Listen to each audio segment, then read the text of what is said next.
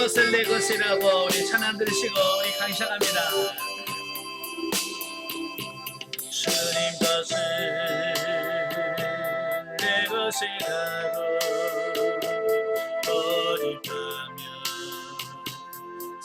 살아왔네. 계명과 자녀들까지 주님 것을 내 것이라. 아버지여 저런 종일 용서하여 주옵소서. 맡긴 사명 맡긴 계명 주를 위해 쓰렵니다. 주님 사랑 받기만 하고 감사할 줄 몰랐었네. 주님 말씀 듣기만 하고 실행하지 못했었네. 아버지여 연약한 종이 용서하여 주옵소서. 주님 명령 순종하면서 주를 위해 살렵니다. 아멘. 기도하겠습니다. 은혜로우신 아버지 감사합니다. 오늘 우리를 사랑하셔서 귀한 시간 허락하시고 또 귀한 시간 주셔서 영성적 물질관계 생명단계 두 번째 시간 같이 나눌 수 있도록 은혜 주셔서 감사합니다. 이 시간 말씀을 날 때 성령께서 우리 지각을 열으셔서 잘 깨달을 수 있도록 도와주옵소서. 시종을 주님께 맡겨오며 예수님의 이름으로 감사하며 기도합나이다. 아멘. 예, 이 시간은 훈련과정 180페이지입니다. 180페이지 보시면 모든 것이 생명으로 바뀐다. 지난주에 이어서 하겠는데요. 예, 지난주에 했던 그 말씀을 잠시 한번 복습을 한번 해보죠. 177페이지 오시면 영성적 물질관계의 생명단계가 나오는데 뭘 생명단계라고 하느냐 정의를 한번 보겠습니다. 자, 성도가 신령한 집으로 세워지고 성령님의 지도와 인도를 받아 물질을 심을 때 하늘에는 상급이 쌓이고 이 땅에는 여러 배로 거두게 되는 생명적인 역사가 풍성하게 나타나는 단계다 그랬어요. 이 생명단계는 내가 이제 신령한 집으로 세워지는 겁니다. 그래서 삼위 하나님이 내 안에 들어오셔서 나와 늘 동행하시는 삶을 사는 중에 성령의 지도와 인도를 받아서 물질을 심을 때 그때 물질이 생명적으로 사용되어진다라고 하는 말씀을 하고 있어요. 그러니까 성령님의 교제, 지도, 인도가 굉장히 중요한 거죠. 예, 그래서 여러분이 지금까지 우리가 묻고 행하는 훈련을 많이 하셨잖아요. 그죠? 어떻게 쓸까요? 어디다 쓸까요? 라고 하는 게 묻는 훈련을 많이 하셨기 때문에 바로 이제는 그 묻는 훈련이 아니라 이제는 실전이에요. 예, 삶에서 늘 하나님 이건 어떻게 해요? 하나님 이건 어떻게 쓰기를 원하십니까? 라고 하나님 직접 물어서 주님께서 말씀하신 대로 순종해가는 그 삶이 필요하다라는 겁니다. 자, 그럴 때, 자, 우리가 쓰는 이 물질이 하나님이 받으시는 향기로운 제물이 된다. 예, 향기로운 제물이 된다는 것은 하나님이 인정해주는, 예, 하나님이 인정하시는 물질이 사용이 된다. 그 얘기거든요. 마치 빌립보 교회 성도들이 바울을 위해서 감옥에 있는 바울을 위해서 선교비를 보내잖아요. 바로 그럴 때 바울이 뭐라고 그래? 이건 향기로운 제물이다 라고 그 제물에 대해서 기뻐 받으시는 어떤 제물이 됐다라고 말씀하잖아요. 마찬가지로 우리가 드려지는 우리가 사용되지는 많은 물질들이 하나님이 받으시고 하나님이 인정하는 수준으로 살아가는 그 삶이 되어야 된다라고 하는 겁니다. 자, 생명 단계에서 특징이 나오는데요. 첫째 뭐라고 그랬어요? 육신적인 차원에서 이익을 초월한다 그랬어요. 179배에 보시면 생명당에 들어가게 되면 육신적 차원에서 이익을 초월합니다. 그러니까 이걸 그 사람을 줘서 내가 손해를 보니 뭐 이런 거 안 따지는 거예요. 예를 들어서 이런 거예요. 우리는 결혼식 청첩장을 받으면 뭘 생각하냐면 우리 아들 결혼할 때 얼마 줬지? 우리는 그걸 확인할 때가 많아요. 그죠? 왜냐면 심은 만큼 나도 줘야 된다는 어떤 그런 게 있어서 육신적인 생각이 앞설 때도 있잖아요. 물론 저도 이제 확인은 합니다. 왜냐면 혹시라도 내가 그분은 했는데 내가 못하면 그것도 신뢰가 되잖아요. 예. 그래서 청첩장이나 누구 결혼식 한다고 그러면 저희 아들 결혼식 할 때 썼던 그 목록이 있잖아요. 그거 쫙 봅니다. 그래서 그분이 하셨구나. 그래서 그런 부분들을 챙겨 드리자죠. 그러면 그때 안 냈다고. 우리 아들 결혼식 할 때 안 했으니까 나도 안 해. 그러면 이건 뭐 세상 사람들과 다를 바가 없잖아요. 똑같지. 그죠? 그것과 상관없이 하나님 어떻게 할까요? 라고 하나님께 물어서 그는 안 했지만 나는 할 수 있는 어떤 이런 부분, 이익을 초월해가는 어떤 그런 삶이 된다 그 말이에요. 그 다음에 두 번째로 청지기 의식이 확고해진다. 이 청지기라고 하는 말은 관리자라는 얘기라고 그랬죠. 예, 관리자. 그러니까 물질이 있을 때 이건 내 거다라고 하는 내 거라고 하는 어떤 그런 생각이 아니라 이제는 하나님의 것이고 나는 그냥 하나님의 것을 맡아서 관리하는 사람이라고 하는 그 관리자라고 하는 가치관으로 이제 물질을 활용하게 되는 이런 부분들을 보게 됩니다. 그래서 제가 경험한 부분들을 제가 간증을 드렸잖아요. 그죠? 하나님께서는 다른 사람을 통해서 감동을 주셔서 저한테 심게 하시고 저는 그것을 보관하고 관리하면서 있을 때 하나님께서 그 목사님의 아들 대학교 들어가면서 등록금으로 내라고 자 이런 모든 모습을 볼 때 하나님께 그런 과정을 거치면서 그렇구나 나는 주인이 아니고 나는 단지 하나님께서 내게 맡겨주신 것을 관리하는 청직에 불과하구나 라고 하는 그런 가치관으로 우리 자신이 바뀌어가는 이 부분을 보게 되거든요. 예, 여러분도 이제 가치관이 이렇게 바뀌어지셔야 됩니다. 예, 여러분 통장이 있다고 여러분에게 것이 아니에요. 하나님께서 여러분에게 맡겨주신 거예요. 네. 또 세 번째, 말씀이 실제가 되는 것을 풍성하게 경험한다라는 겁니다. 그러니까 이 물질의 문제를 활용하다 보면 정말로 성경이 살아있는 성경에 살아있는 하나님의 말씀으로 여겨져지고 믿어져지고 실제되어지는 이런 부분들을 느끼게 돼요. 그래서 물질 문제가 풀려야 돼. 하나님과 나와의 물질 관계가 풀려져야 다른 문제도 풀린다라고 하는 사실이에요. 그러니까 하나님과 나 사이에 물질 문제가 딱 이렇게 묶이잖아요. 그러면 다른 것도 안 돼요. 그래서 항상 물질 문제가 하나님과 나와의 물질 관계가 막히지 않도록 하셔야 됩니다. 자, 오늘 이제 네 번째, 모든 것이 생명으로 바뀐다라는 말씀입니다. 180페이지, 모든 것이 생명으로 바뀐다. 자, 이제까지 행하던 모든 행위들은 근본적으로 썩어 없어지는 것들이었다. 하나님께서는 육신으로 행하는 모든 것을 사망이라고 말씀하셨다. 로마서 8장 12절부터 13절까지 보면 너희가 육신에서 육신대로 살 것이 아니니라. 왜? 육신에서 육신대로 살면 반드시 죽을 것이로되. 우리가 육신으로 하는 모든 것들은 다 죽는 것이라고 말씀했어요. 사망이래요. 그러나 오직 살리는 것은 영이니 육은 무익하니라. 내가 너희에게 이른 말이 영이요 생명이요. 그러니까 영으로 하지 않으면 다 사망인 거예요. 아시겠죠? 또 육신을 쫓는 자는 육신의 일을, 영을 쫓는 자는 영의 일을 생각하나니 육신의 일은 사망, 육신의 생각은 사망이요 영의 생각은 생명과 평안이니라. 로마서 8장 5절 6절에서 말씀해주고 있어요. 자, 영의 생각은 생명과 평안이라고 말씀하시는데 과연 이게 무슨 뜻일까? 자, 하나님께서는 오직 성령의 지도와 인도를 받아 행하는 삶, 영 중심으로 행하는 삶에만 가치를 부여하시고 생명으로 인정하신다라고 하는 뜻입니다. 그러니까 육신으로 행한 것은 하나님이 인정하지 않으시고 이렇게 하나님께 묻고 하나님의 뜻대로 영 중심으로 행한 것만 하나님께서 인정하신다. 그런 뜻이에요. 그러니까 여러분들이 속히 우리 가치관이 영으로 바뀌어져서 영 중심으로 물질을 쓰고 사용하는 이런 삶으로 바뀌어지셔야 된다 그 말입니다. 자, 비록 은사적으로 행한 삶이었다고 해도 그 중심이 실용주의적이고 육신적인 이익을 바라보는 수준에 머물러 있다면 그것은 생명이 될 수 없다라는 겁니다.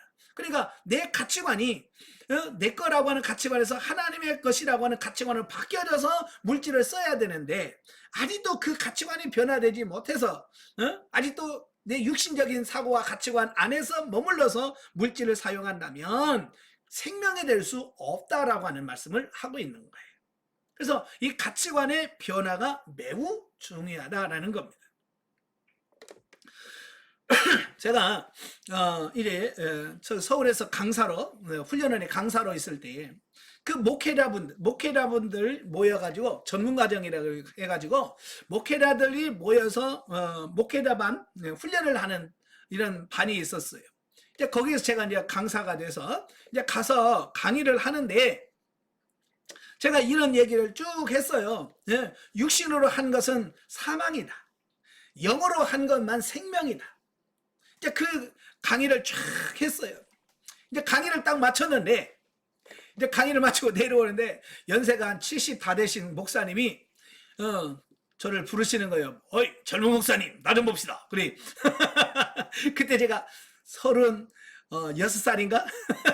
36살인가 7살 그때니까 한참 젊지요. 네? 예.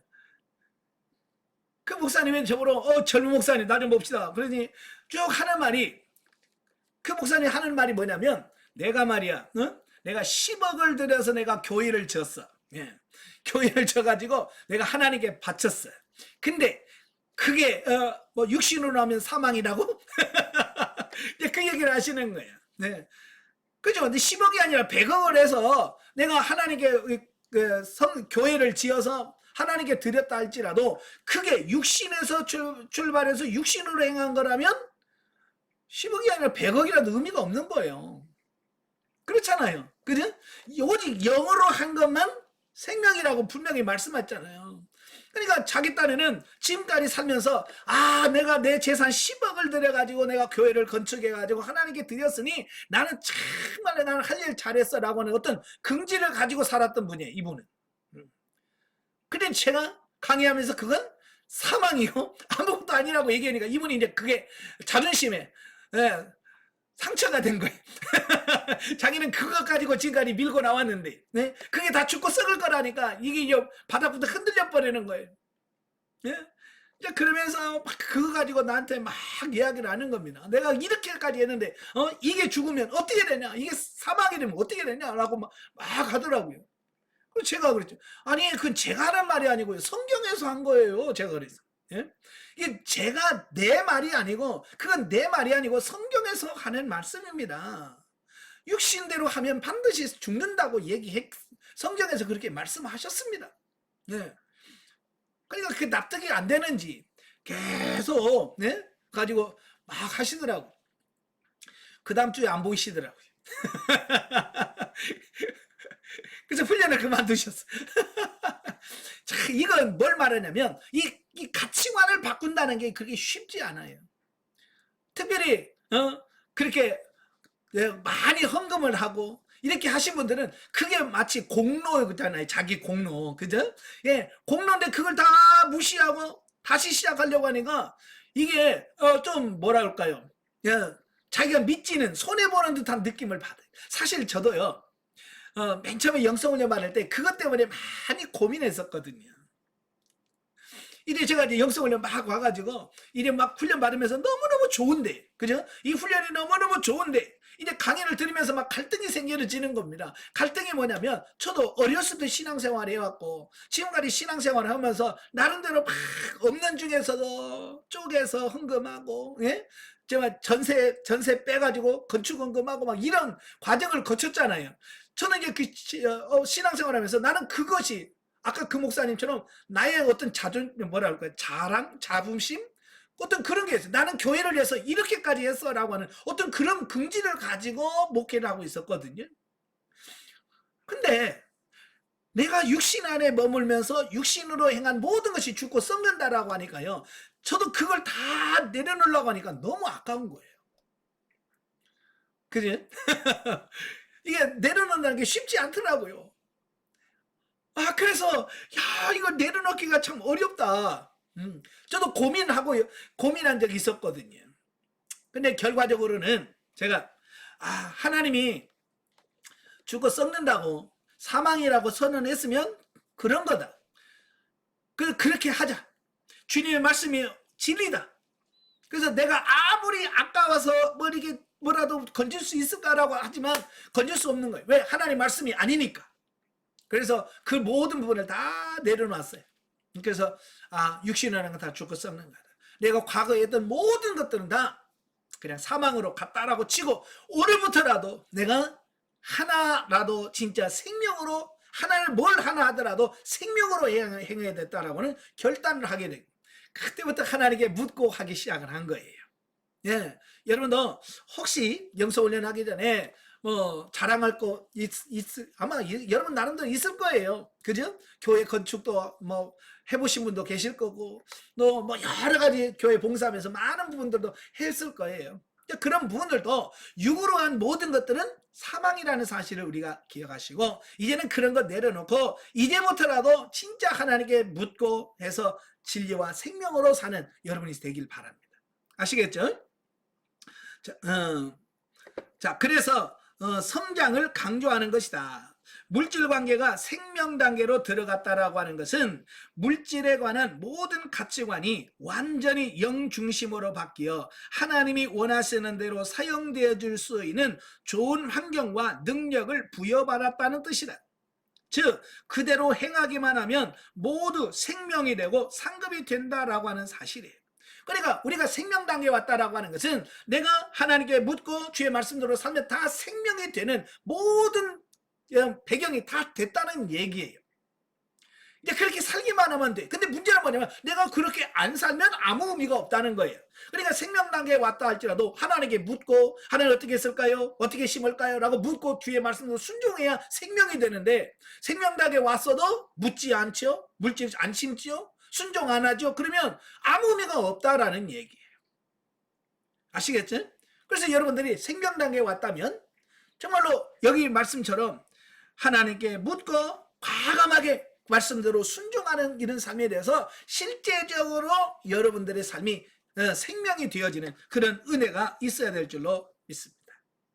자, 181페이지 오시면 4가로 생명 단계에서의 훈련. 자, 생명 단계에 들어오면 또 생명 단계에 맞는 생명 단계에 걸맞는 훈련이 시작이 되어집니다. 자, 그럼 훈련을 어떻게 할 거냐라고 하는 부분이에요.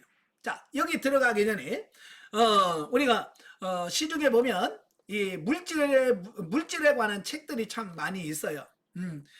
그 중에서 제가 읽은 책 중에 아마 여러분도 읽으셨을 거예요. 네, 왕의 재정이라는 책 읽어보셨죠? 네, 김미진 간사 간증도 많이 들어봤을 거예요.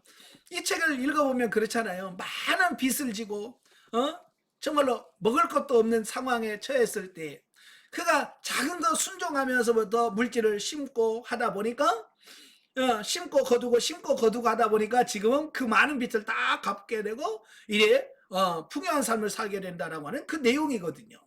예, 참 이 책이 처음 나와서 간증할 때만 해도 거의 막 많은 사람들이 은혜 받았다고 그러고 많이 들었어요. 예.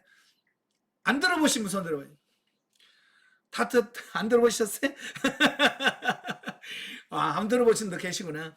예, 하도 유명해가지고 이분 간증 거의 안 들어보신 분들이 없을 거예요. 예, 저도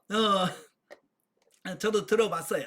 예, 들어보고 책도 사서 읽어봤는데 바로 우리가 말한 이 영성적 물질 관계 있잖아요. 물질 관계에서의 의무와 책임 단계에서 실용 단계까지를 다루고 있는 책이 이 책이에요.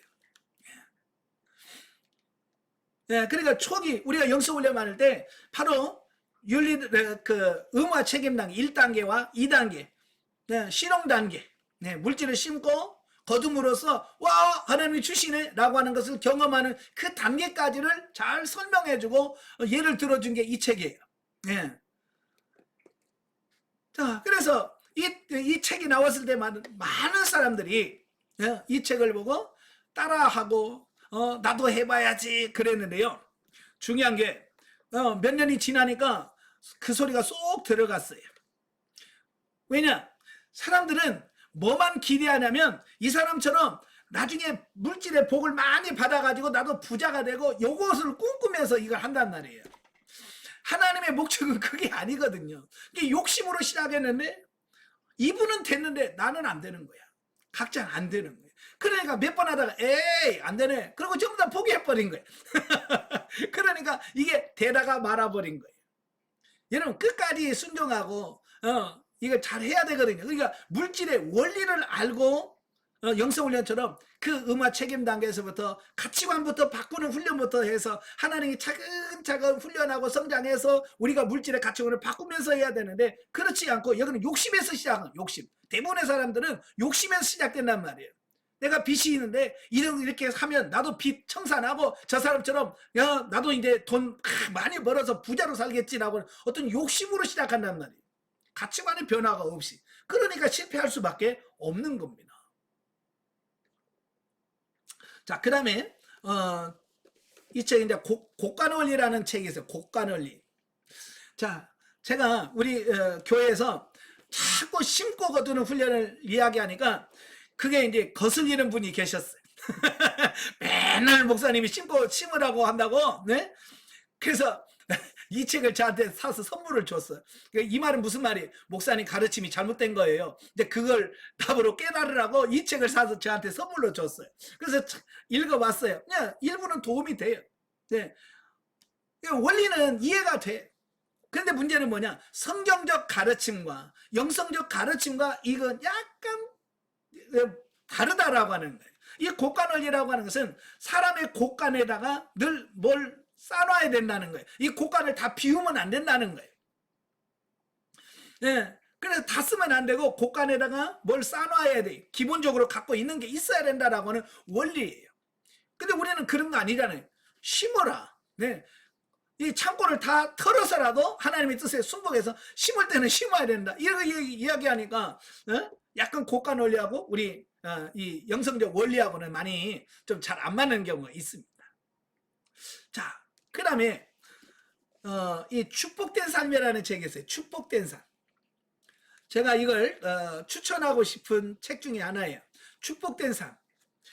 제가 꼭 읽어야 될 책 중에 들어있는 책이거든요. 자, 여기 보면 로버트 모리스라고 하는 목사님이 이 책을 쓰셨는데요. 우리가 이제 심고 거두는 훈련에 대한 부분을 잘 설명해 주고 있어요. 그러니까 보통 이제 심고 거두는 부분은 이론적으로 우리가 이론적으로 많이 이야기를 하잖아요.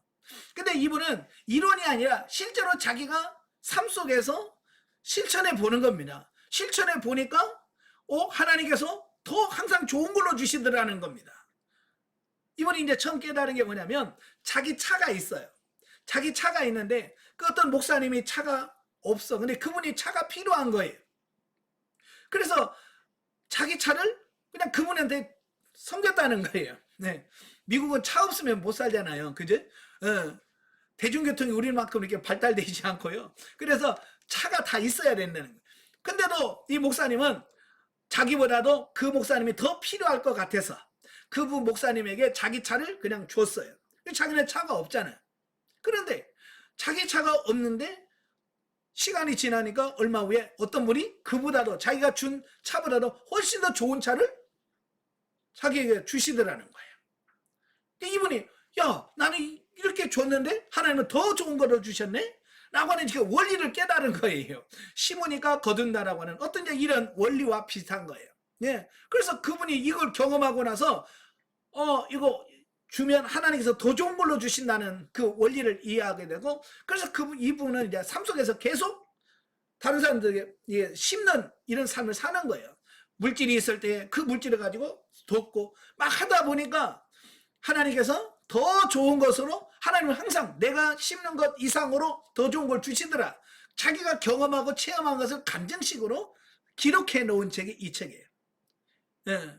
물론 우리가 복 받으려고 물질을 심는 거냐 뭐 또 이렇게 이야기할 수 있는데, 이건 뭐냐면 그냥 심고 거두는 것이 이론에 그치는 게 아니라는 것을 말하려고 하는 거예요. 예. 이거 그리고 왕의 재정이나 축복된 삶이나 마찬가지로 우리가 배우고 들은 것을 삶 속에서 적용하고 그렇게 실제적으로 살아야 이게 실제가 되는 거지. 여기서 공부하고 뭐 강의 듣는다고 저절로 이게 바뀌어지는 게 아니라는 사실이에요. 여러분의 실제 삶 속에서 실제로 가서 하나님 어떻게 할까요? 라고 하나님께 묻고 주님께서 말씀하시는 물질을 실제로 심고 거기서 거두고 이런 과정들을 거치면서 우리가 진짜 물질의 영성이 덧입혀 가는 거예요. 그러니까 제가 늘 강의 시간에 말씀하잖아요. 네? 제 자랑처럼 제가 경험했던 이야기들 많이 하잖아요. 저도 처음 1단계 음화 책임 단계 때 저도 돈이 아깝죠. 제 돈이. 내 거라고 생각하니까 얼마나 아까워요. 네? 아까워가지고 덜덜덜덜 떨면서 근데 하나님께서는 자꾸 심으라고 말씀하시고 네? 나는 아직 심을 준비가 안 돼 있고 하나님은 심으라고 그 갈등하면서 그 갈등 속에서 순종하는 마음으로 심었더니 하나님께서 배로 주시고 10배로 주시고 100배로 주시고 막 200배로 주시는 것들을 경험하면서 사고가 가치관이 바뀌어지는 거예요. 이게 심는 게 이게 그냥 나가는 게 아니구나. 하나님께서 더 우리에게 복을 주시는 하나의 방편이구나 라고 하는 것을 인식하니까 이제 하나님의 말씀에 순종해서 물질을 심는 단계로 가게 돼요. 저도 생명 단계에 들어오니까 이제는 거두어짐을 아까도 말한 것처럼 이익을 초월해서 내가 받을 생각을 안 하고 심을 수 있는 안 받아도 심을 수 있는 이런 삶이 되는 거예요. 지난 강의 시간에 제가 설명을 드렸잖아요. 예, 어느 목사님이 저한테 전화와서 권 목사님 돈 있으면 30만 원만 좀 빌려줘봐. 내가 다음 달부터 한 달에 10만 원씩 해가지고 내가 갚을게. 그래서 제가 성령님께 물었어요. 성령님 어떻게 할까요? 근데 성령께서 저한테 뭐라고 말씀하냐면 너는 그 돈을 주면 너는 못 받는다 그러시는 거예요. 너는 그 돈을 주면 너는 못 받는다. 옛날 같으면 어떡하겠어요? 못 받는다는데 왜 줘? 예, 그렇잖아요. 내가 못 받는다는데 왜 그분을 줘야 줄 이유가 없지. 그런데 생명당에 들어가서 이익을 초월하니까 그래요? 그래도 제가 얼마나 어렵고 힘들면 저 같은 이 개척교회 목사한테 돈 좀 달라고 그랬겠습니까? 그냥 저 못 받아도 그냥 드릴래요.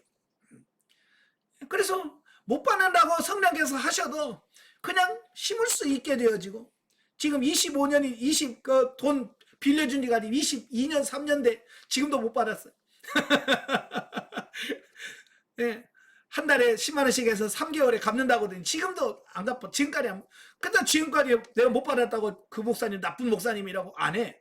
왜냐하면 처음부터 나는 받을 생각도 없었고 받을 그것도 없었기 때문에. 근데 그렇게까지 가기까지는 내 가치관이 바뀌었기 때문에 그게 가능하다라는 사실이에요. 아시겠죠? 그래도 여러분도 이 사고와 가치관이 바뀌어지셔야 돼. 그래서 바로 이런 책들을 읽어보시고 좀 도움들을 좀 되셨으면 좋겠다라고 하는 겁니다. 아시겠죠? 예. 그러니까 실제로 해봐야 돼. 실제로 해봐야 돼. 그래서 저는 강의할 때 그냥 남의 이야기 아니잖아요. 내가 실제로 경험하고 체험한 부분들을 말하잖아요. 그죠? 예. 그렇게 어렵고 힘들어도 그때 하나님 말씀에 순종해서 감사한금 드리고 심고 또 이렇게 했을 때 하나님께서 거기에 대한 10배를 주시고 100배를 주시는 이런 것들을 경험해 가는 그러니까 실천해야 돼. 이 물질 부분에는 여러분의 삶 속에서 실천하고 적용해야 이 부분들이 실제가 되어지는 것을 보게 됩니다. 자 거기 보시면 여기에 무심코 지나치기 쉬운 함정이 있다. 바로 하나님께 한 만큼 내 지체, 내 이웃에게도 심어야 한다는 것이다. 자, 이게 무슨 말이냐면 이 생명 단계에 와서 깨닫는 게 뭐냐면 우리가 헌금을 하고 심는다라고 했을 때 우리는 하나님에 대해서는 하나님 것에 대해서는 잘해요. 저는 지금까지 11조 떼먹은 적이 거의 없어요. 네, 11조 꼬박꼬박 다 했어요. 그래서 하나님에 대해서는 감사한금, 건축원금, 뭐한금, 뭐 건축, 뭐 이런 거 다 했어요. 근데 문제는 뭐냐면 하나님께 대해서는 100% 했는데 이웃에 대해서는 거의 못했다라고 하는 거예요. 자, 그래서 이것은 비단 양만큼을 말하는 것이 아니라 그 질에 있어서도 하나님께 하는 것과 동일해야 된다는 사실입니다. 그래서 성경에는 하나님만 사랑하라고 말씀하고 있지 않아요. 그죠? 너는 마음을 다하고 뜻을 다하고 하나님을 사랑해라. 그리고 뭐요? 내 이웃을 내 몸같이 사랑해라. 라고 하나님 사랑과 이웃 사랑을 항상 하나님은 같이 갖는단 말이에요. 그래서 우리가 헌금을 돈을 쓸 때도 하나님께 쓴 만큼 하나님께 드린 만큼 사람 이웃에게도 심어야 된다라는 이야기예요. 예를 들어서 하나님한테 내가 헌금을 예를 들어서 30만 원을 했다. 그러면 사람에게도 30만 원을 심어야 된다. 그래야 이게 조화가 된다는 조화. 자, 하나님을 열렬히 사랑하여 모든 것을 하나님께 바치던 필자에게 하나님께서는 50%에 대해서는 100점을 주시고 나머지 50%에 대해서는 낙제점을 주셨던 적이 있었다. 당시 필자는 많이 놀랐고 동시에 큰 깨달음을 얻었다. 하나님과 이웃 사랑을 동일하게 요구하시는 하나님의 평범한 법을 왜 나는 미처 깨달지 못했을까? 자, 우리는 이 원리를 잘 몰라요. 그래서 우리가 이 생명당에 들어오게 되면 하나님께 심은 것만큼 사람 이웃에게도 동일하게 심어야 된다는 이 원리를 정확하게 이해하시기를 바랍니다. 저도 훈련하면서 생명당에 와서 이걸 배웠고요. 이걸 어떻게 하면 실천할 수 있을까? 어떻게 하면 하나님께 한 만큼 사람 이웃에게도 심을 수 있을까? 고민하다가 제가 실천을 하기 시작했는데 이래 봉투를 4개를 만들었어요. 봉투를 4개를 만들어 가지고 이게 4개를 놓고요. 이래 무슨 수입이 있잖아요. 제가 어떤 강의를 가서 강사비를 받는다든지 그러면 강사비를 받게 되면 예를 들어서 10만 원을 받았다. 강사비 10만 원을 받았다. 그러면 하나님 거 20%. 예.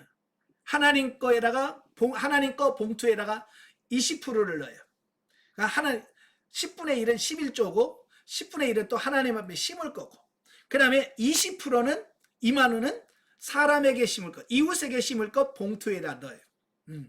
그리고 나머지 6만 원은 내 거 먹을 거 그 봉투에다가 딱 구분을 시켜 놓습니다. 그러니까 수입이 오면 11조 하나님의 것 그 다음에 이웃에 심을 거 그 다음에 내 거 봉투에다 딱 이렇게 분류를 시켜 놓는 겁니다. 자, 그래서 11조는 당연히 11조 내야 되고 이제 하나님의 것을 가지고 여기서 감상금도 하고 여기서 건축원금도 하고 여기서 성경금도 하고 자, 그렇게 하고 자, 이웃에게 심는 것은 누구 결혼식 한다. 누구 뭐 100일이다. 뭐 행사가 많잖아요. 제가 안양에서 목회할 때 경상비, 이게 경조 이 비가 엄청나게 나가는 거예요. 한참 많이 나갈 때 한 달에 100만 원씩이 나가. 뭐 결혼식, 뭔식, 또 우리 목사님들 또 뭐 교회 개척하네, 또 교회 이전 예배드리네. 아이고, 그런데 다 부르니까 또 그런데 갈 때 그냥 갈 수 없잖아요. 또 헌금도 해야 되고. 그러니까 한 달에 막 100만 원씩, 60만 원씩 나가는 거예요. 그런 게. 바로 그때, 그 이웃에게 심을 거 봉투에다가 너는 그거 가지고, 심고. 자, 이렇게 해서 아예 그냥 딱 봉투를 만들어서 그 봉투에 넣은 걸 가지고 하게 되고. 그러면서 철저하게 이걸 구분하면서 하나님 것, 이웃에게 심을 것, 내 것. 이렇게 분류를 해서 물질을 훈련하기 시작을 했어요. 그래서 몇 년을 그렇게 하니까 이제 그런 부분에 대해서 물질의 조화라고 할까요? 균형이라고 할까요? 이게 딱 잡히더라고요. 그래서 그렇게 열심히 한 5, 6년? 한 5, 6년 더 했을 거예요. 그러다가 이게 이제 무너졌어요. 무너졌는데 어떻게 무너졌냐면 제가 이제 교회를 안양에 개척하면서 무너졌어요. 왜냐면 교회를 개척을 하니까 이거 네 돈 내 돈이 없는 거예요. 이거. 왜냐면 처음에 개척하니 뭐 성도가 있나요? 뭐가 있나요? 내 돈이 교회 돈이고 뭐 하여간 교회 월세 나가야지. 또 전기세 나가야지. 뭐 이런 거 다 나가는데 뭐 교회에서 헌금이 들어와야 나가는데 전부 다 내 주머니에서 나가는데 뭐. 예? 처음에는 그랬어요.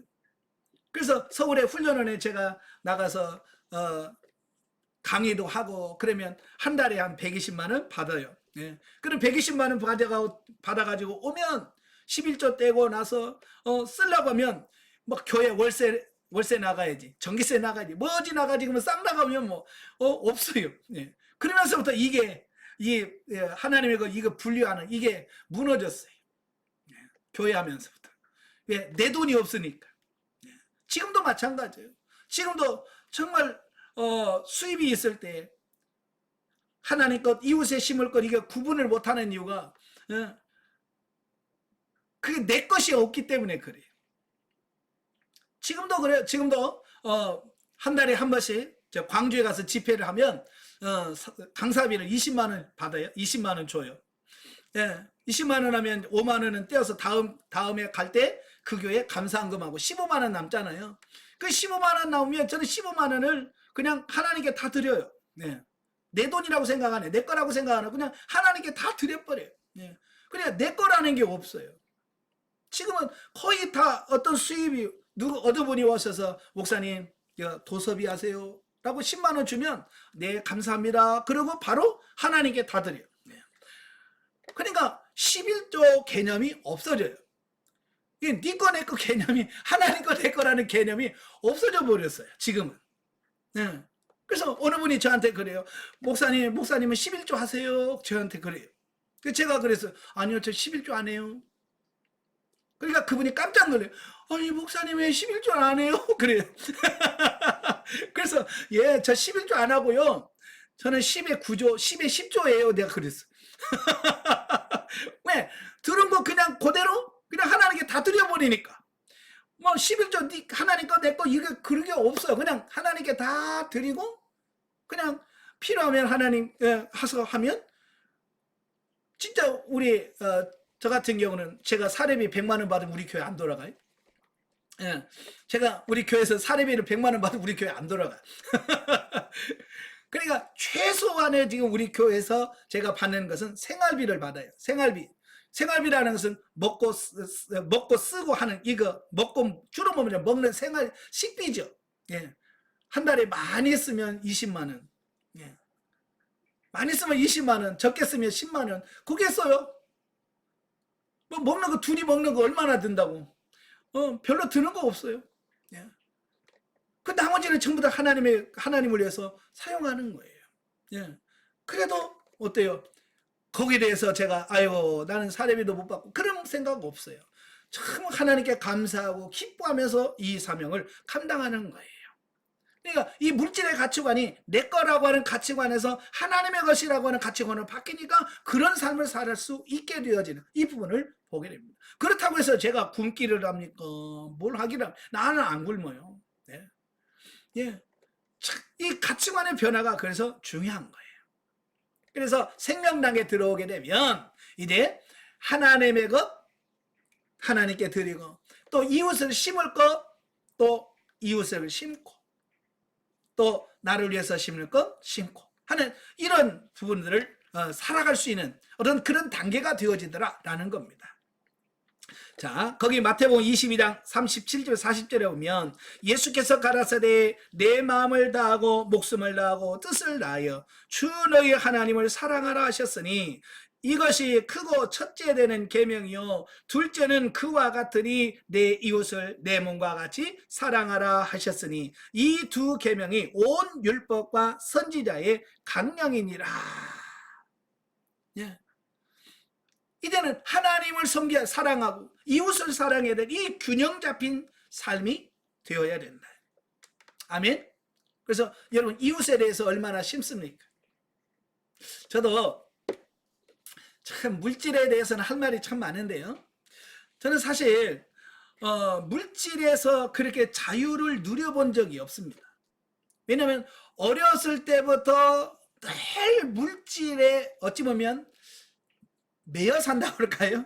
물질에 쪼들려서 산다고 할까요? 한 번도 물질에서 자유롭게 막 펑펑 써본 적이 한 번도 없어요. 제가 어렸을 때 저희 아버님이, 제가 8살 때 저희 아버님이 돌아가셨고요. 저희 어머님이 그 밭 조금 농사져 가지고 우리 먹이고 입히고 다 하시니까 늘 돈이 부족한 거예요. 돈이 없는 거예요. 제가 초등학교 때 그 남자들은 늘 축구를 하잖아요. 축구. 예. 축구 하려면 뭐가 필요하냐면 운동화가 필요해요. 운동화. 근데 우리 어머니가 운동화를 안 사주시는 거예요. 비싸다고. 그래서 뭘 사주냐면 그 기차표 검정 고무신. 검정 고무신을 사주는 겁니다. 그러면 그 고무신을 신고 축구를 하잖아요. 공을 차면 공보다도 내 신발이 먼저 멀리 날아가요. 공을 한번 뻥 차면 고무신이 더 멀리 간다고요. 그럼 공 한번 차고, 예? 공은 저리 가는데 나는 신발 주스로 가야 돼. 그 신발 줍고 나면 벌써 다른 사람 공이 다 차고, 그 공을 찰 수가 없는 거야. 그래서 저희 어머니한테, 제발 좀, 운동 하나만 사주라고. 그때 저희 어머니, 야, 나중에 너 중학교 들어가면 신물나게 신을 건데, 뭐 미리부터 신으려고 그랬냐? 그러면서 안 사주시는 거예요.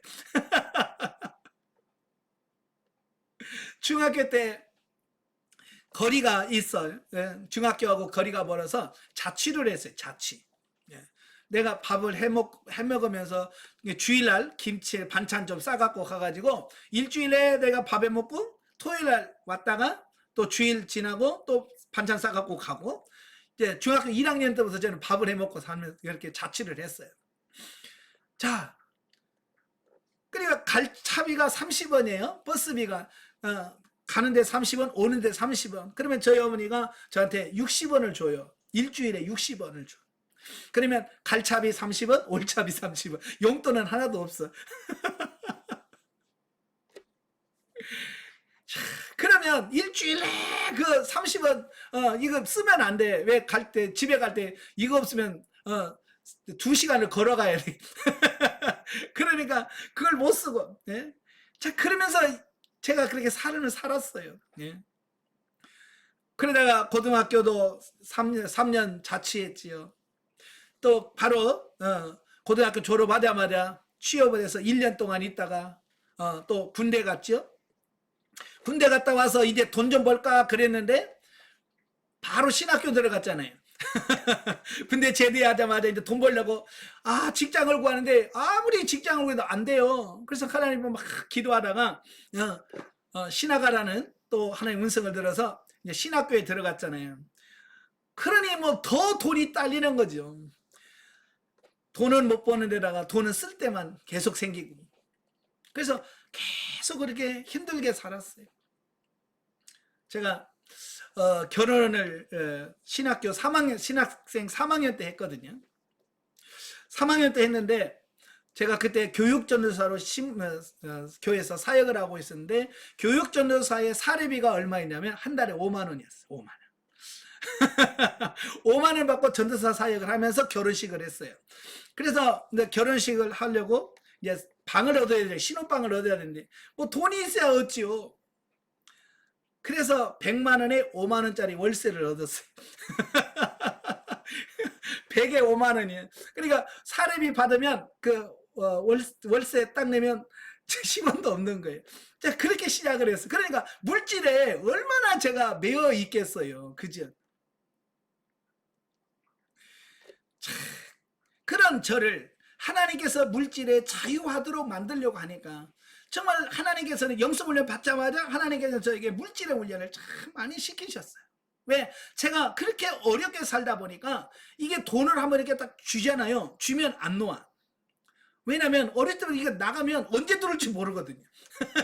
나가면 언제 들어올지 모르니까 이 돈을 한번 주면 안 놓아요. 제 성격이 그래서 어렸을 때부터.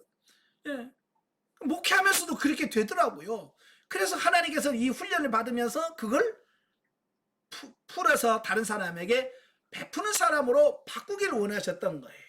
그래서 하나님은 영성훈련 받자마자 하나님 어떻게 할까요? 그러니까 10,000원짜리가 왔다 갔다 하면서 하나님께 헌금하는 거, 또 이웃에게 심는 거, 또 저희 교회 도와달라고 찾아오는 사람 돕는 것부터 시작해서 계속 물질을 심는 훈련을 하시면서 이 가치관을 바꿔주시기 시작하신 거예요.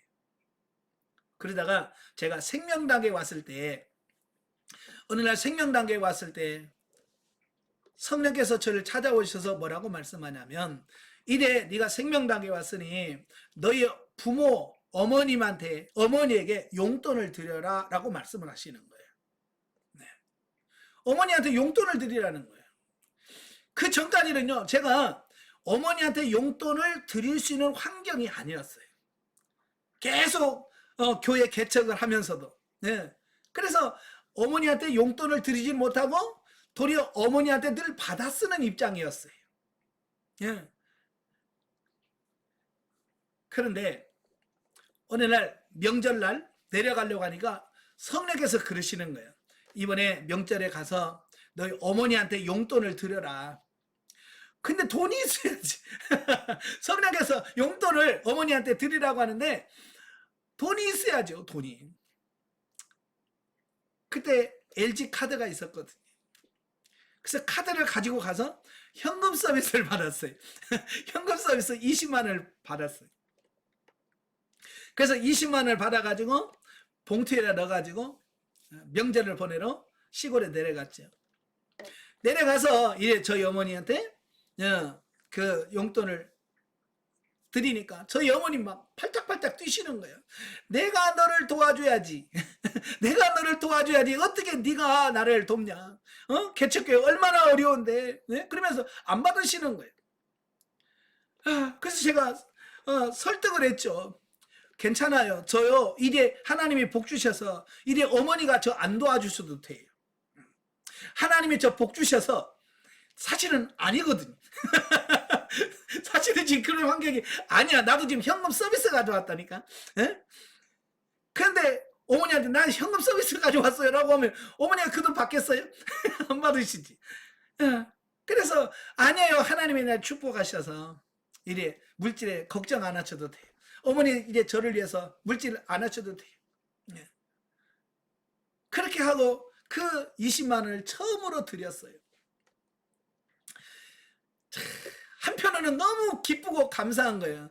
왜 지금까지 어머니한테 받기만 했지 한 번도 드린 적이 없었는데 처음 드렸으니까 얼마나 저도 뿌듯하긴 하죠. 근데 한편으로는 야 그거 어떻게 갚지? 그렇죠? 그 현금세를 받아서 이걸 어떻게 갚나? 이제 그게 걱정이긴 하고 이제 두 마음이 왔다 갔다 하면서 하는데 나중에 들리는 소문에 저희 어머님이 처음으로 막내 아들한테 20만 원 받고 동네 방네 다 다니면서 자랑하고 다니시는 거예요. 그럴 만도 하잖아요. 네. 막내 아들 길러가지고 네? 처음으로 용돈을 받았으니 얼마나 기분이 좋으시겠어요. 그래서 동네 방네 가서 우리 막내 아들이 이거 줬다고 예? 예? 그러면서 자랑을 하시고 그래서 나중에 그 소문을 듣고 내가 정말 하길 잘했다. 그래서 그 다음부터는 명절에 항상 내려가면서 20만 원, 30만 원씩 없으면 현금 서비스를 받아서라도 제가 저희 어머니한테 용돈을 드렸어요. 근데요, 중요한 것은 그 이후로부터 하나님께서 저에게 물질의 복을 주시더라고요. 그 이후로부터 하나님께서 물질을 채워주셔서 그렇게 어려운 중에서도 항상 물질에 그렇게 마르지 않는, 그러니까 막 펑펑 쏟아지지는 않는데 항상 물질이 마르지 않고 이렇게 절절절절절 흘러가는 것처럼 항상 필요한 만큼 하나님께서 채워주시는 이런 경험을 하게 하셨어요. 네. 그래서 바로 부모님한테 섬기는 건 뭐냐? 바로 이웃을 섬기는 거거든요. 자, 이웃에게 할 때, 자, 이웃에게 심을 때 이웃이 누구냐라고 말할 때 이웃은 나 외에 다른 사람들이 다 이웃입니다. 나 외에 모든 사람이 이웃인데 사실은 내 남편, 내 아내는 이웃일까요? 아닐까요? 물론 제일 가까운 이웃이긴 해요. 예. 그러나 물질을 심을 수 있는 이웃은 아니에요. 아시겠죠? 예. 그러니까 한 가족 안에 사는 남편, 아내, 자녀들, 직계 자녀들 이건 이웃이 아니고 그냥 나라고 보시면 돼요. 그러니까 남편에게 주면서 내가 심을게요. 이건 안 돼요. 최소한 부모님, 예. 부모님, 동생, 뭐 누나, 형 이런 사람들을 도울 때는 이웃에게 포함된다라는 겁니다. 아시겠죠? 그래서 이제 여러분 형제들이 있잖아요. 형제들이 있을 때 형제들도 좀 돌보시길 바래요. 예. 형님이나 동생들이 있으면 그 형님들, 동생들 어떻게 사는지 좀 돌아보시고, 예? 그, 뭐 요즘 뭐 장학제도도 잘 돼 있습니다만은 대학생 하나 입학할 때 오면 등록금이나 이런 게 굉장히 많이 들어가잖아요. 그죠? 자, 그럴 때, 예? 그럴 때 힘들지. 좀 내가 적지만 좀 보탤게. 그래서, 거기서 좀씩 도와주고 그러면 그 형제가 얼마나 고맙겠어요. 그렇잖아요? 힘들고 어려울 때, 그렇게 도와줬을 때, 크게 뭐가 돼요? 사랑이 전달되어지고, 주님의 그리스도의 사랑이 전달되는 거 아니겠습니까? 예. 그런데 우리 예수 믿는 사람들이 그 형제들한테 그렇게 못해요. 제가 보니까 잘하는 사람도 있겠지만 제 눈에는 그런 사람들이 별로 잘 안 보여. 가족 모임에 모이면 그들은 가족 모임에서 뭐라고 하냐면 이번 달에 11조 얼마 했고 그 교회 건축금을 얼마 했고 뭘 얼마 했다고 말은 하는데 형제들한테는 아무것도 안 주는 거예요. 그러니까 예수 안 믿는 사람 형제들의 입장에서는 뭐라고 생각하겠어요? 교회에다 다 퍼다 주면서, 네? 자기 동생은 왜 안 챙기냐? 섭섭하겠죠. 그죠? 네. 그러면서 교회에 대하여 반감을 갖게 되는 거예요. 그러니까 전도의 문이 막힌단 말이에요. 전도의 문이 막혀. 바로 그럴 때에 내가 11조 교회 내고 뭐 이거 헌금을 자랑하는 것이 아니고 그 명절이나 이럴 때 찾아가서 같이 좀 용돈 좀 주고 바로 이러면서 뭐예요? 서로 돌아보고 또 나이가 많으면 또 요즘에는 50대 넘어가면 그렇게 아픈 데가 많잖아요. 그지?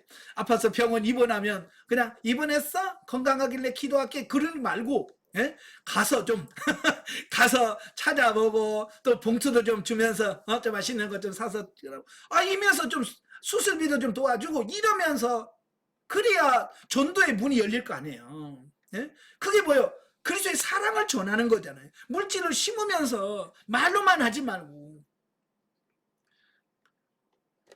그래서 이게 실제가 돼야 돼요. 실제가. 아시겠죠? 그러니까 말로만 전도를 하니까 크게 안 먹혀 들어가는 거예요.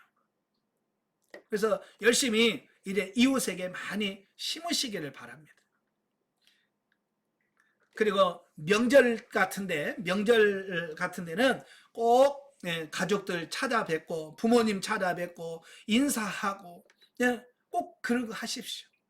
저는 우리 한국교회가 한참 잘못된 결정을 한 게 뭐냐면 명절에 시골에 내려가고 집에 가면 우상 숭배한다고 아예 교회에서 못 가게 했어요. 못 가게 하고 교회에서 따로 부흥회를 하고 막 그랬단 말이에요. 그래서 우리끼리 시골에 안 내려가고 우리끼리 예배드리고 하니까 기분은 좋죠. 문제는 뭐예요? 시골에 계신 부모들은 자식들 와서 명절을 그렇잖아요. 명절 때 자식들 와서 같이 나누고 이게 제일 좋은 건데 그걸 교회 다닌다는 이유 때문에 교회 핑계대고 안 오는 겁니다. 그러니까 부모님들이 마음이 다치는 거예요. 다른 형제들이 다치는 겁니다. 전도의 문이 닫히는 거예요. 그래서 저는 목회하면서 명절에 될 수 있으면 다 가라고. 예, 가서 부모님 교회, 부모님 시골 가서 섬기고, 예? 주일날은 그 고향 가까운 교회 가서, 예? 그 교회랑 감사금도 좀 하고, 예? 그러면 얼마나 좋겠어요. 그래야 시골 교회도 살고, 우리도 살고. 그러지 않겠습니까? 그지? 예, 그래서 여러분도 명절이 되면, 고향 찾아가셔서 부모님 찾아뵙고 용돈 좀 드리고 기도도 하고 같이 예배도 드려주고 네? 그냥 어머니 아버지 교회 가세요 그러지 말고 같이 갑시다 그래서 같이 모시고 가고 이렇게 좀 모시고 가서 같이 이렇게 해주면 교회로 갈 수 있잖아요. 예. 가가지고 나 교회 가야 돼 홀라당 와버려. 네. 그러면 그리고 엄마 아빠 교회 가야 돼. 그러면 그 부모들의 입장에서 얼마나 서운하겠어요. 그렇잖아요. 차라리 주일날 고향에 가서 어머니 부모님 모시고 같이 교회를 가면 예? 아니 그 교회는 하나님 안 계시고 우리 교회만 교회에 뭐 하나님 계십니까? 아니잖아요. 이 교회나 그 교회나 여러분의 교회나 다 하나님이 역사하시는 교회 아닙니까? 그지? 예.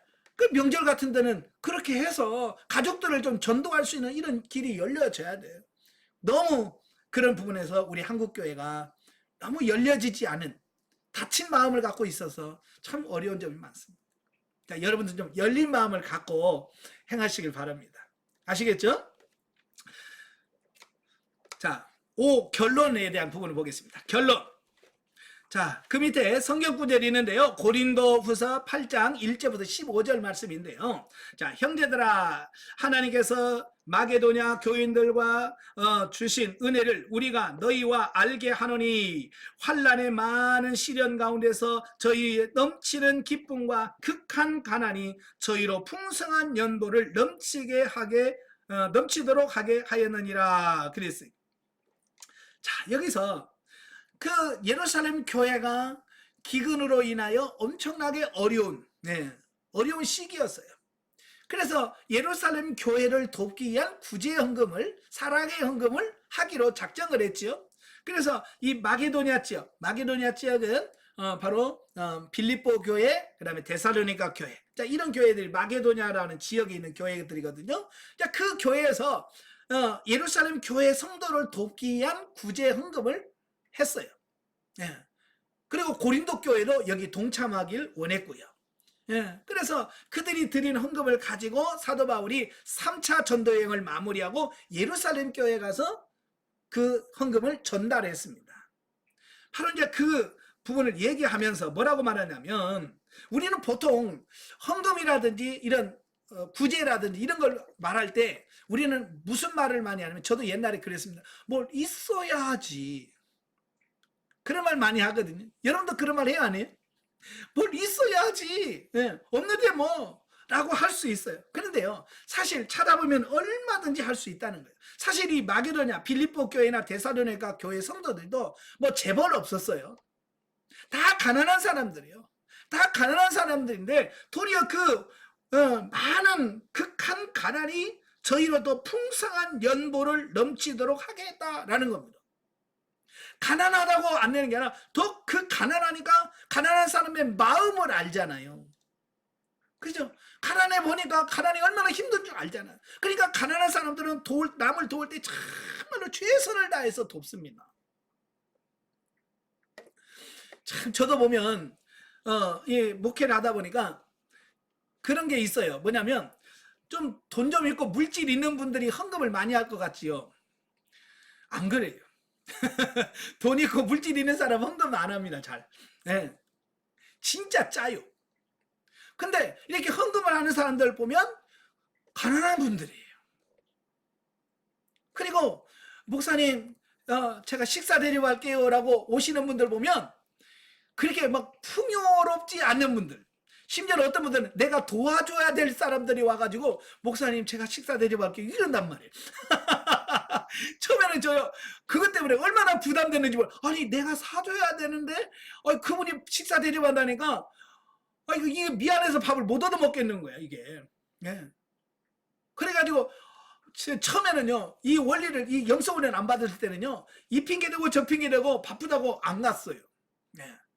왜? 제가 그분의 밥을 안 얻어 먹어야 그분이 잘 될 돈이 남아서 가난하지 않을 것 같처럼 생각했거든요. 그래서 어쨌든 그분에게 피해를 주지 않으려고 밥 먹으러 갑시다 그러면 저 바빠서 못 가요. 아유 죄송합니다. 그리고 빠졌단 말이에요. 근데 이 영성훈련을 받으면서 이 심고 거두는 원리를 제가 이해하고 보니까 그러면 안 되겠더라는 거예요. 제가 그분이 저에게 밥을 산다고 했을 때 제가 기쁨으로 가서 예 하고 제가 심기용을 받아줘야, 그죠? 밭이 돼서 그분이 나한테 심을 수 있도록 기회를 주셔야, 그분은 저한테 심으면 하나님께서 어떻게 해요? 하나님께서 더 풍성한 걸로 채워주신다는 원리를 이해하고 그러니까 아이고야 그걸 받아야 되겠어요.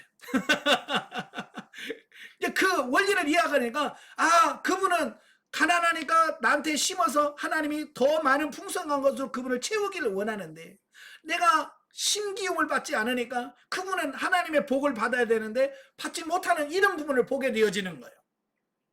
그래서 지금은 저한테 누구든지 밥 사준다 그러면 제가 연일을 제쳐놓고 가서 밥 먹습니다.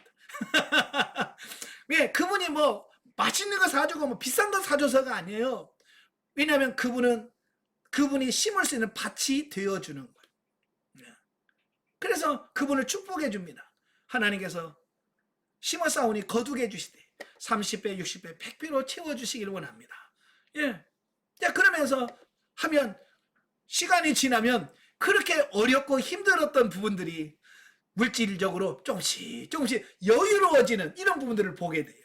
왜? 그분들이 심으니까 하나님께서 갚아주시고 채워주시는 이런 부분들이 실제가 되더라 그 말이에요. 예. 여러분도 마찬가지예요. 누군가가 여러분에게 심기를 원하신다면 예? 그거 뿌리치지 마시고요. 여러분이 밭이 되어서 심을 수 있도록. 그렇다고 해서 거지근성 돼가지고 누가 또 밥 안 사주노 이게 눈치 보는 그런 거 되면 안 됩니다. 예, 예, 그렇게 거지근성 나오면 안 되고, 예, 정말로 사주기를 원하시고 심기를 원하신 분들에게는 그렇게 할 수 있는 이런 부분이 필요하다 그 말이에요. 저도 가끔 심어야 될 사람들을 심습니다. 심어야 될 사람 심고 또 저한테 심기를 원하신 분은 또 제가 심김을 받고, 자, 그래서 서로 이렇게 하면서 세워져 가는 것이 맞습니다. 자, 보시면, 자, 내가 증거하노니 저희가 힘대로 할 뿐만 아니라 힘에 지나도록 자원하여 이 은혜와 성도 섬긴 일에 참여했다 그랬어요. 예, 그 빌립보 교회, 테살로니가 교회 다 로마의 속국이에요. 로마의 속국이요. 로마의 속국이라면 뭐예요? 예? 로마에다 세금 내야지. 또 거기다가 또 세금 내야지. 2중 3중으로 뜯기고, 예?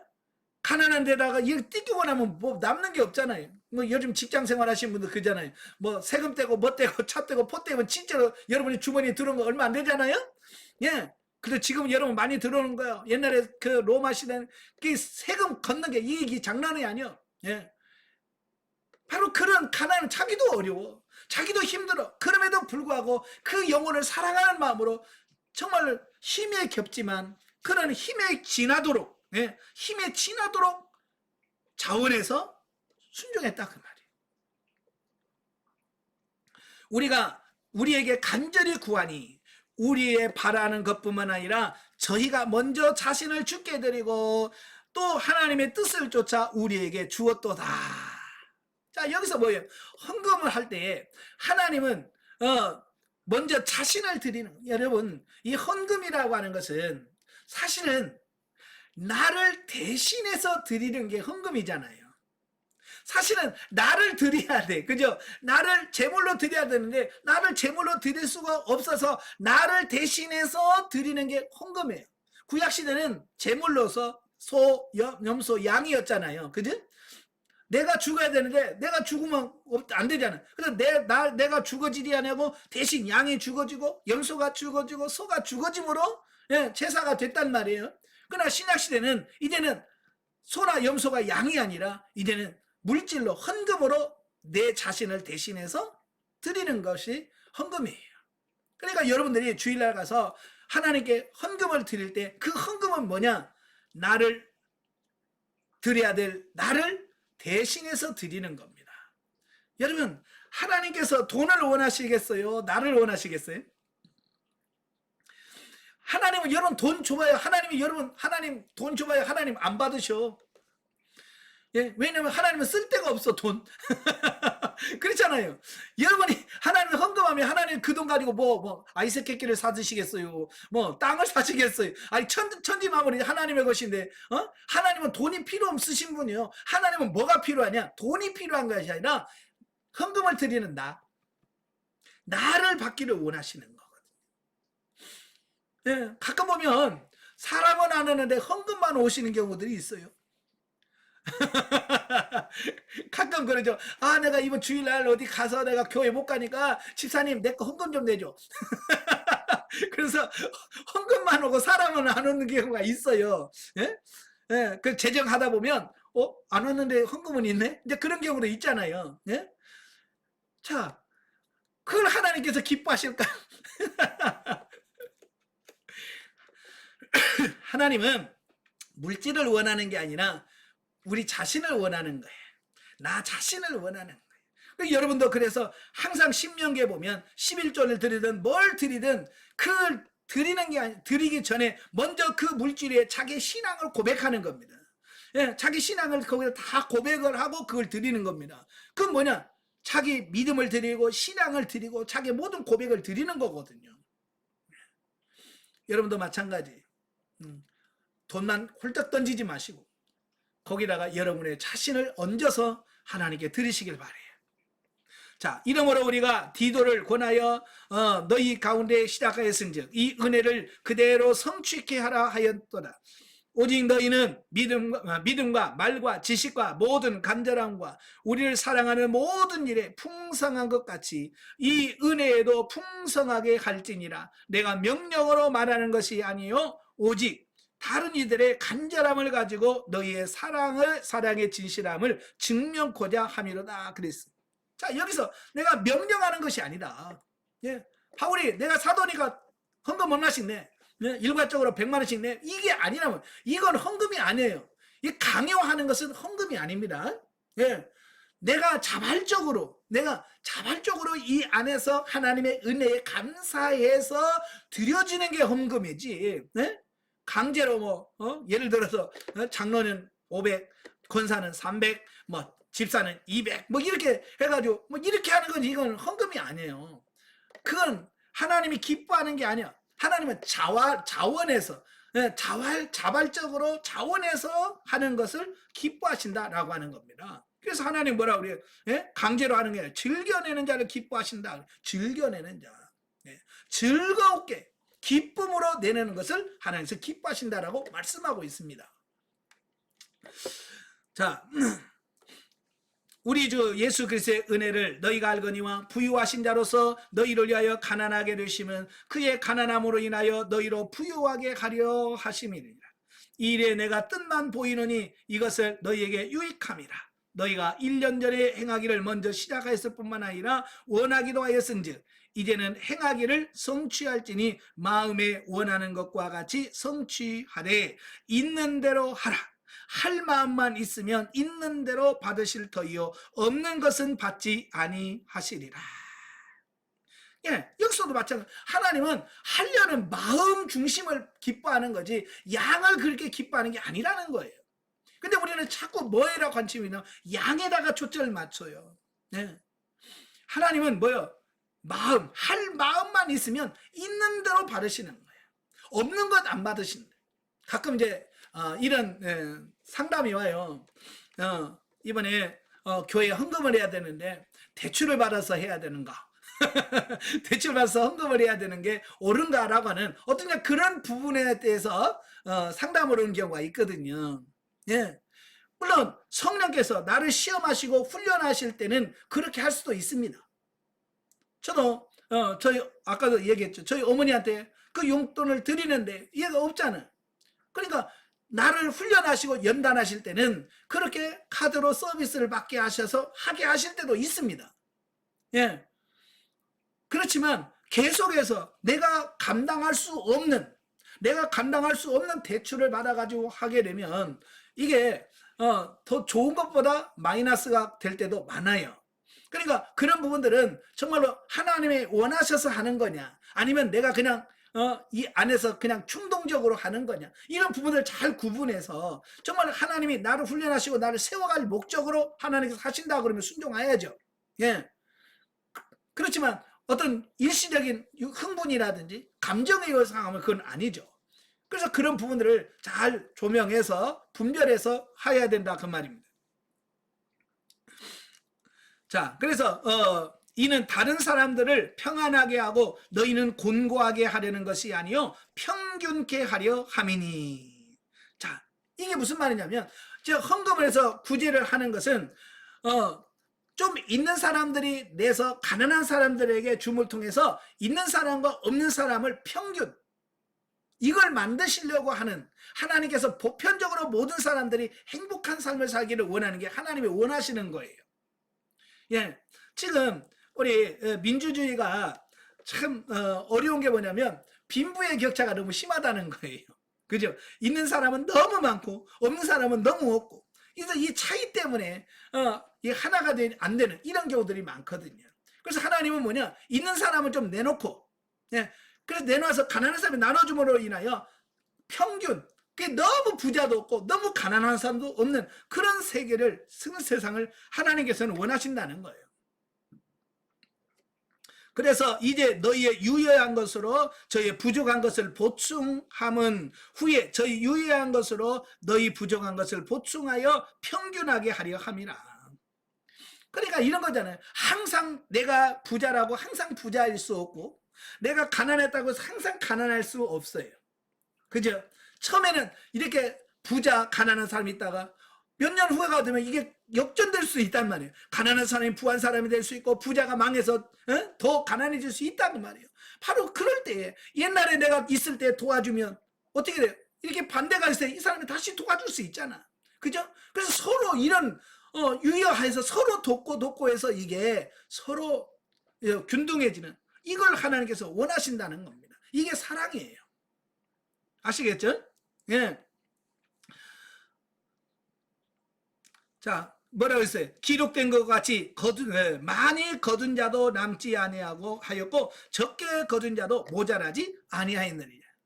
광야에서 그 만나를 거두잖아요. 자, 많이 거둬도 남는 게 없었다는 거예요. 왜? 남으면 모자라? 많이 거둔 사람 나눠주는 거예요. 나눠줘서 전부 다 균등하게 다 배고프지 않게 나눠 먹을 수 있어서, 예? 적게 거뒀다고 해서 걱정할 거 없어요. 옆에서 많이 거둔 사람 나눠주고, 또 나도 많이 있으면 다른 사람 나눠주고, 그래가지고 모든 사람들이 먹고 자랄 수 있도록 한다, 그 말이. 바로 이것이 하나님이 원하시는 물질 영성이라, 그 말이에요. 아시겠죠? 그래서 우리 주변에 항상 도와줄 사람이 있는지 이걸 잘 살피셔야 돼요. 제가 서울에서 강사를 했어요. 어느 분이 저한테 와서 그래, 목사님 나는 내 주변에는 왜 이렇게 가난한 사람들만 있는지 미치겠어요, 그래. 자기 주변에 맨날 가난한 사람들만 있대. 난 그게 막 그냥 속상하고 미치겠대. 네? 그래서 제가 그랬죠. 아니, 축복 속에 사시네. 밭이 널렸잖아, 밭이. 그렇잖아요. 옆에 가난한 사람, 힘든 사람이 많다는 얘기는 밭이 많다는 거예요. 그만큼 내가 심을 수 있는 곳이 많다는 거 아니에요. 그죠? 많이 심으면 많이 거둔다고 주님께서 말씀하셨잖아요.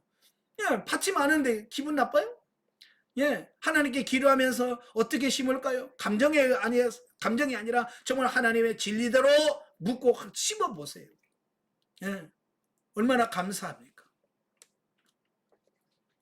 자, 물질 관계에 있어서 생명 단계에 깊숙이 들어가 있는 사람들은 먼저 자신의 소유물에 많고 적음에 연연해하지 않는다.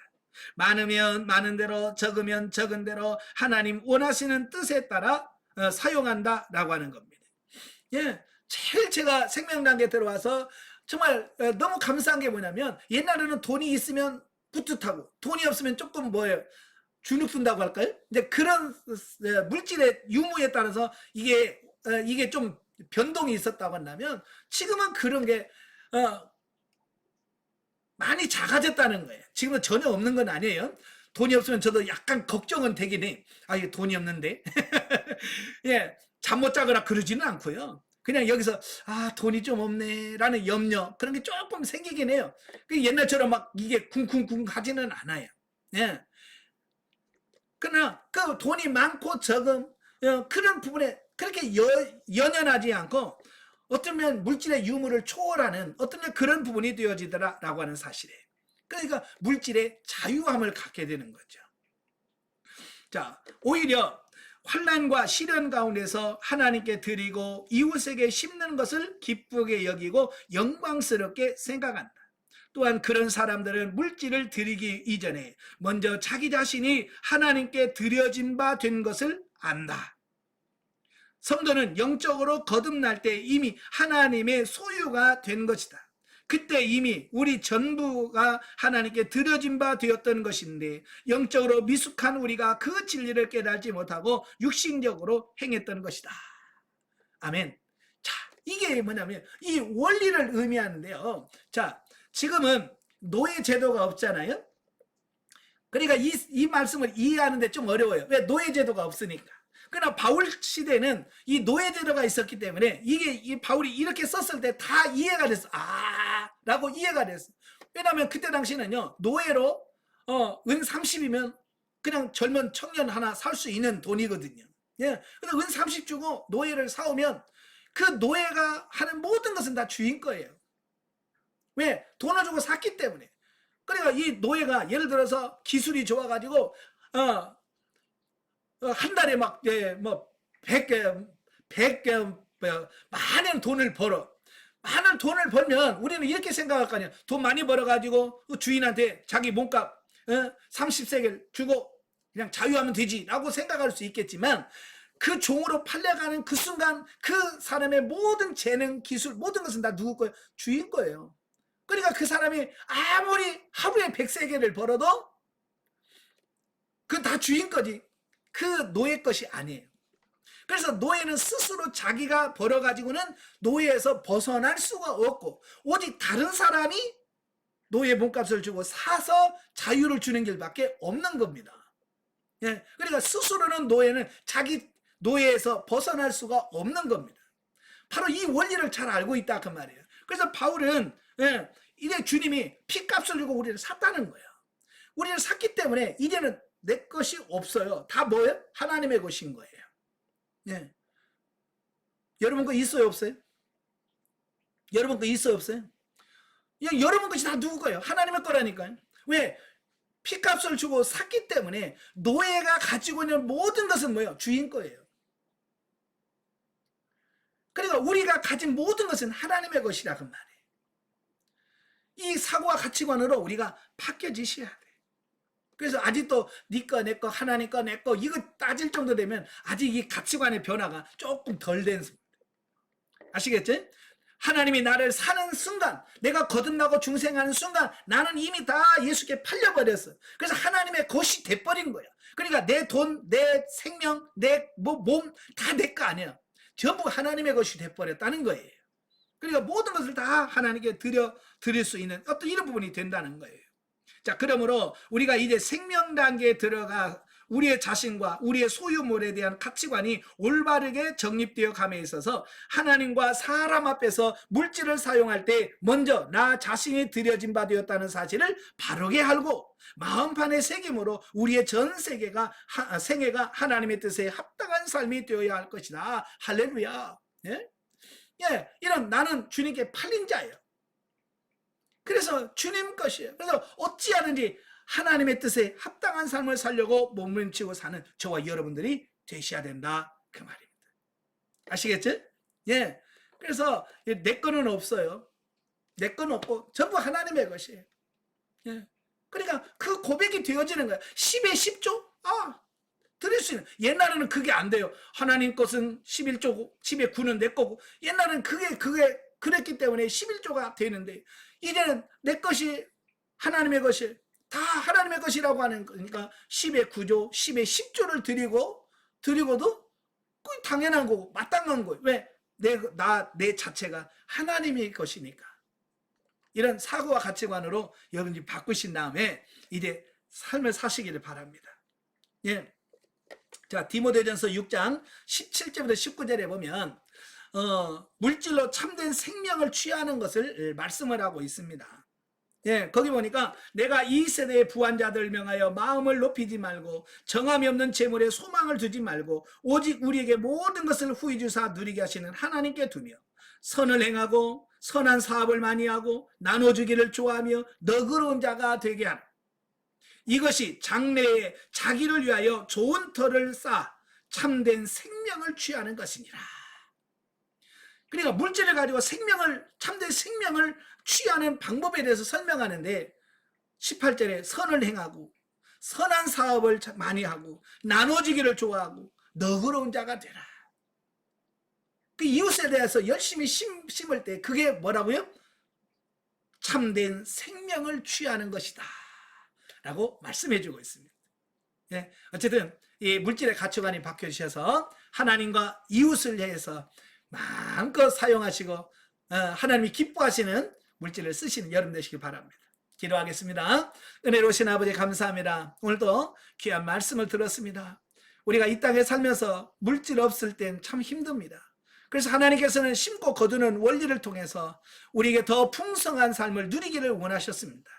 이 주님이 원하시는 원리를 정확하게 이해하게 하시고 물질을 심게 하시고 또 거둠을 통해서 더 풍성해지는 그런 은혜가 우리 가운데 있도록 도와주옵소서. 이리 하나님께도 심고 이웃에게도 심고 아버지 하나님 모든 것을 심고 아버지 더 풍성함을 누릴 수 있는 우리가 되어지게 하옵소서. 예수님의 이름으로 감사하며 기도합나이다. 아멘. 하나님께 드립니다.